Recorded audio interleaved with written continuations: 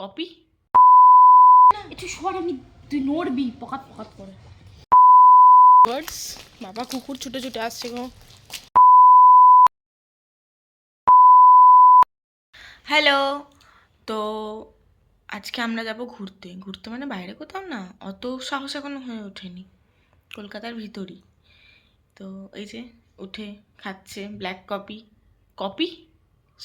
Coffee with sugar, আমার জন্য without sugar. তার সাথে কি খাচ্ছে, কালকে ছিল সোমবার, আমি ওর সামনে ওভাবে চিপস খাচ্ছিলাম, ও খেতে পারিনি, ওই জন্য সকালবেলা উঠে বাসি মুখে চিপস খেতে বসেছে, আমিও খাচ্ছি। যাই হোক, তো দেখা যাক।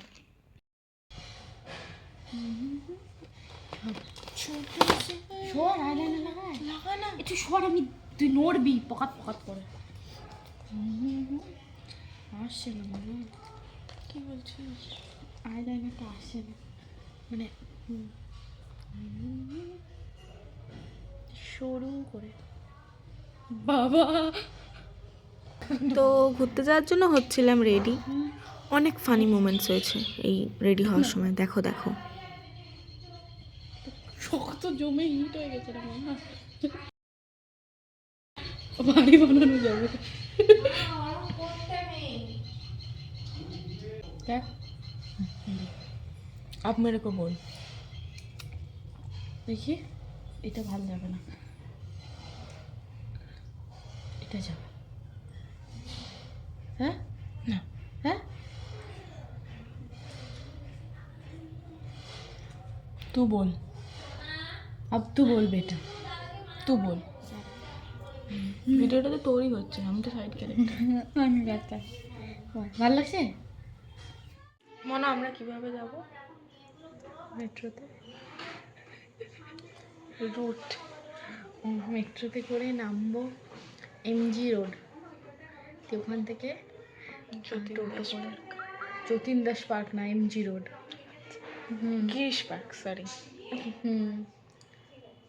তারপর ঠিক আছে, যে কোনো একটা দিন নেমে ওখান থেকে অটো করে আমরা যাবো, হাঁটবো। ও তাহলে তো বেরিয়ে যাওয়া উচিত। অটো পয়সা কি গাছে ফলে? সত্যি কথা বলার আছে বলছে। জীবন অন্ধকার, সেখানে একটু রাস্তা অন্ধকার, বেরিয়ে গেছি আমরা, ঘুরতে যাচ্ছি। মেট্রো থেকে ঘুরে অনেক নেমে ফাইনালি পৌঁছে গেছিলাম জোড়াসাঁকো ঠাকুরবাড়ি। তারপর আমরা অনেকটা হেঁটেছিলাম যদিও, তারপর এই যে রবীন্দ্রভারতী বিশ্ববিদ্যালয়, এখানেও আমরা রাস্তা চিনতে পারিনি। তারপর ফাইনালি গিয়ে পৌঁছেছিলাম আমাদের জোড়াসাঁকো ঠাকুরবাড়ি। ওকে, সো আমাদের দেখা কমপ্লিট। ভিতরে তো মানে ভিডিও করা যাবে না, তাই কিছু করতে পারিনি। তো এবার আমরা যাব, কিছু খাবো অবভিয়াসলি, তারপর আমরা যাব কোথায়, ইন্ডিয়ান মিউজিয়াম। সময়ের সাথে কত কিছুই না পরিবর্তন হয়, সহেলি তার প্রকৃষ্ট উদাহরণ। মেট্রো স্টেশনে দাঁড়িয়ে দাঁড়িয়ে দাঁড়িয়ে দাঁড়িয়ে অপেক্ষা করছিলাম মেট্রোর জন্য। তারপর ফাইনালি পার্ক স্ট্রিট মেট্রো স্টেশনে নেমে ইন্ডিয়ান মিউজিয়ামের সামনে এসে আমাদের সেই অ্যাজ ইউজুয়াল স্পটে আমরা খেয়েছিলাম মোমো আর লাস্সি। এই যে সেই মোমোর দোকান, এখানেই আমরা যতবারই আসি এখানেই খেয়ে থাকি। আর এই যে অদ্ভুতভাবে কী যে ভাবছিল খেতে খেতে ওই জানে। আমিও লস্যি খেতে খেতে ভাবছিলাম টিকিট না কেটে কীভাবে ভিতরে গিয়ে ভিডিও করা যায়।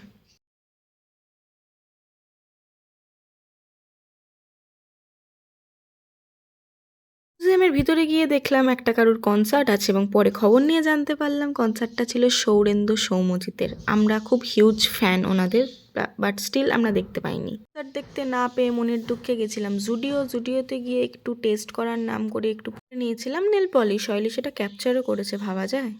দক্ষিণেশ্বর ব্যাক করে এসে একটুখানি কফি ক্রেভিং হচ্ছিলো, তাই খেয়ে নিয়েছিলাম কফি। খুবই মন দিয়ে কফি খাচ্ছিলাম, আর কি ভাবছিলাম কে জানে, সারাদিন যে কি এত ভাবি। চলে এসেছি ফাইনালি। সমালোচনা করছে, পরের নাম সমালোচনা না, গলির মোড়ে কাকে দেখেছে কি করছে সেটা নিয়ে সমালোচনা করছে। সমালোচনা না, একটা ছেলে আমাদেরকে দেখে ক্যালি দিকে মানে একটু করতে গেল, ওর বন্ধুটাকে ফলস পজিশনে ফেলে দিল। কেন করবি এরকম? বন্ধুর থেকে শত্রু ভালো কি? এই যেমন আমি ওর শত্রু। যাই হোক, কি দেখলাম ভাই জানি না, জোড়াসাঁকো ঠাকুরবাড়ি ভালো ঘুরেছি, নো ডাউট, কিন্তু মিউজিয়ামটা- মিউজিয়াম যে কি দেখলাম, মিউজিয়াম গুলি মারুক। আমি ওখানে একটা জিনিস না দেখতে পেয়ে আহত হয়ে বাড়ি এসেছি। সৌরেন্দ্র সৌম্যজিতে কনসার্ট হবে 7টা থেকে প্রোগ্রাম 7 অনওয়ার্ডস। বাবা কুকুর ছুটে ছুটে আসছে গো। যেটা আমরা দেখতে পাইনি, ঠিক আছে, যেটা আমাকে রাখছি, খুব টাটা, কষ্ট দিয়েছে। আজকের মতো এইটুকু।